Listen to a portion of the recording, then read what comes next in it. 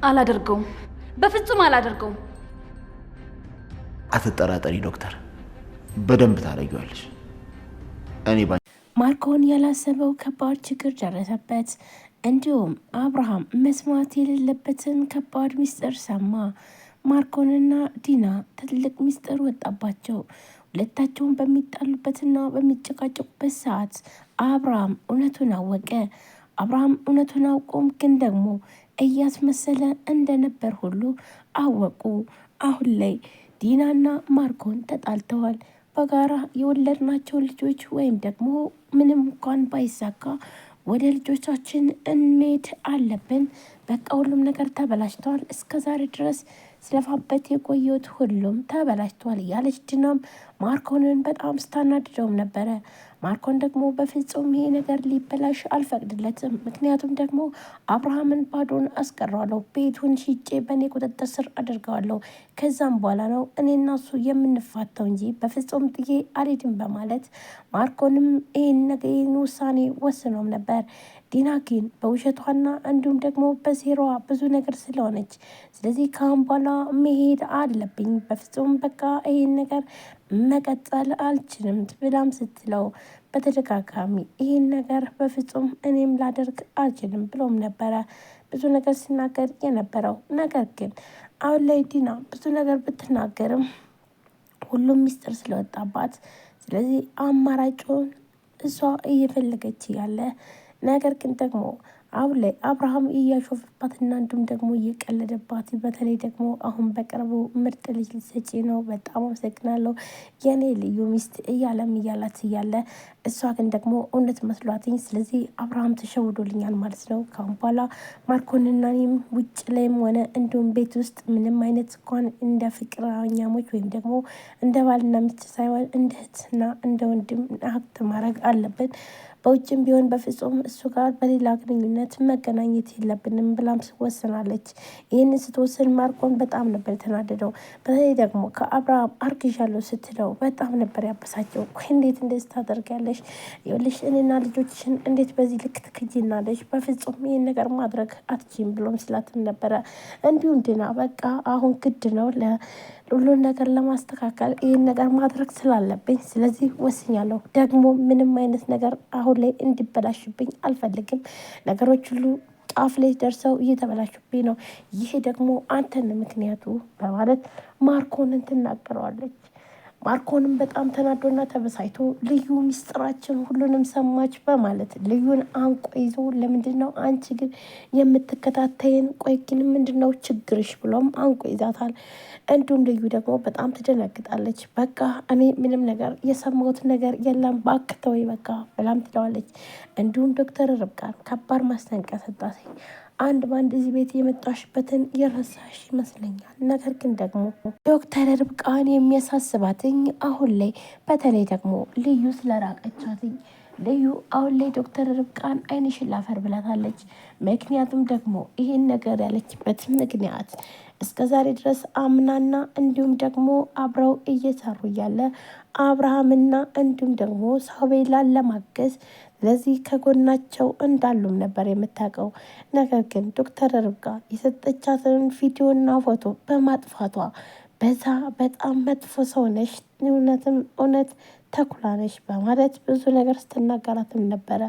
እኔ ህይወቴን አደጋ ላይ ጥዬ የቀረጽኩትን ቪዲዮ አጠፋሽው አይደለ? ቆይ ግን ለምንድን ነው እንደዚህ ያደረግሽው? ብላም በጣም ተናዳ ስጠይቃትም ነበረ። ነገር ግን ደግሞ የተጣሉበት ምክንያት በዚህ ጉዳይና እንዲሁም ደግሞ ፎቶን በማጥፋቷ ግን ደግሞ ምንም እንኳን አልገባትም ነበር። ርብቃ በጣም እየተንቀጠቀጠች ነበር። ቆይ ግን እንዴት አድርጌ ነው የምነግራትኝ?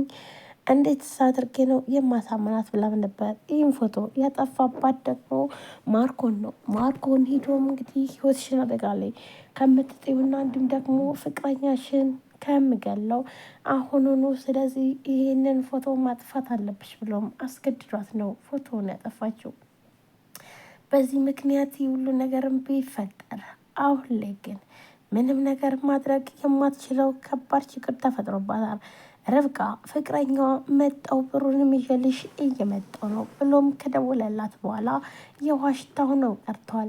በተለይ ደግሞ በተደጋጋሚ እየቀጠራት ስለሚቀርና እንዲሁም እንደተለመደ በተለይ ብሩን ይዘውና ስላለችው ብሩን ያለመስጠት ፈልጎ ነው። ስለዚህ ይሄንንማ በቃ ብላ በጣም ተናዳ ነበረ።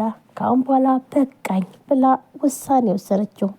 ነገር ግን የርብቃ ፍቅረኛ ብሩን ይዞ ከእህቷ ጋር ምንም እንኳን በማይገባ ነገር እህቷ ጋር ተኝቶም ቢሆን ብሩን እሷ የሚያስፈልጋትን ነገር በፌስታል ጠቅልሎ ሲመጣ ማርኮንን መንገድ ላይ ሲያገኘውም ማርኮንም እንግዲህ አሁን ካሁን ውጭ ምንም አይነት ጊዜ የለም፣ ስለዚህ ይህን ጊዜን መጠቀም አለብኝ በማለት እሱም ደግሞ በጣም ብዙ ነገር በማድረግ በጥፊ ሲመታውም ፌስታሉ ተወርውሮም ይወድቃል።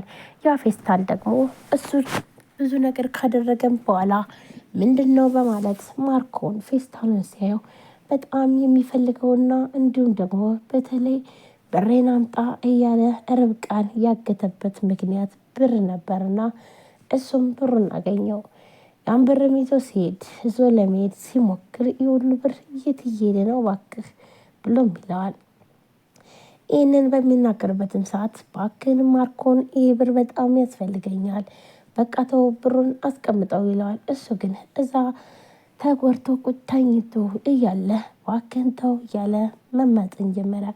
እሱ ግን በጣም ተጎድቷል፣ በጣምም ተመቷል። ግን ደግሞ መነሳትም ሆነ መንቀሳቀስ ስለማይችል ባክን እያለ መለመን ነበረ። ያንን እያየ ደግሞ ማርኮን በሳቅ እየሳቀ ኧረ እባክህ ነው እንዴ እያለ እያሾፈና እንዲሁም ደግሞ ብዙ ነገር እያደረገም ነበረ። ማርኮን አሁን ላይ ብዙ ነገር ቢቸገርም ደግሞ ነገር ግን ተንኮሉ እንደቀጠለ ነው። እናም የርብቃን ፍቅረኛ ብሩን ቀምቶ እንዲሁም ደግሞ ቅጥቅጥ አድርጎ ደብድቦ ጉዳት አድርሶበትኝ ብሩን ይዞም ይሄዳል። የርብቃ ጓደኛም እባክን ብሩ ያስፈልገኛል ተው እያለም ቢል ግን ደግሞ በፍጹም ሊረዳው አልቻለም ነበር። እሱም ብሩን ይዞበትም ይሄዳል። ብሩን ይዞም ከሄደ በኋላ ግን ደግሞ ምንም ማድረግ ስለማይችል እዛ ወድቆ ነው ያለው። ስልኩንም ይዞት ሂደዋል። በተደጋጋሚ ርብቃ ትደውላለች። ያን ስልክ ግን ማንም ሊያነሳው አልቻለም ነበረ። ይህንን ያየች ርብቃ በቃ ካሁን በኋላ በቅቶኛል ብላም ትላለች። ይህንን ደግሞ በጣም የርብቃ ፍቅረኛም ወጥቶ ሲቆይ የርብቃ ፍለጋ መጣች። የት ነው ያለው ብላም ትጠይቃታለች። ርብቃም በጣም ተናዳና ተበሳይታ እኔም ማቀልሽ ነገር የለም አላቅም ብላም ትላታለች። ለምንድን ነው የማታውቂው? ታውቂያለሽ ይኸውልሽ ለማንኛውም ግን በእኔ እንደምትቀኝ አውቃለሁ።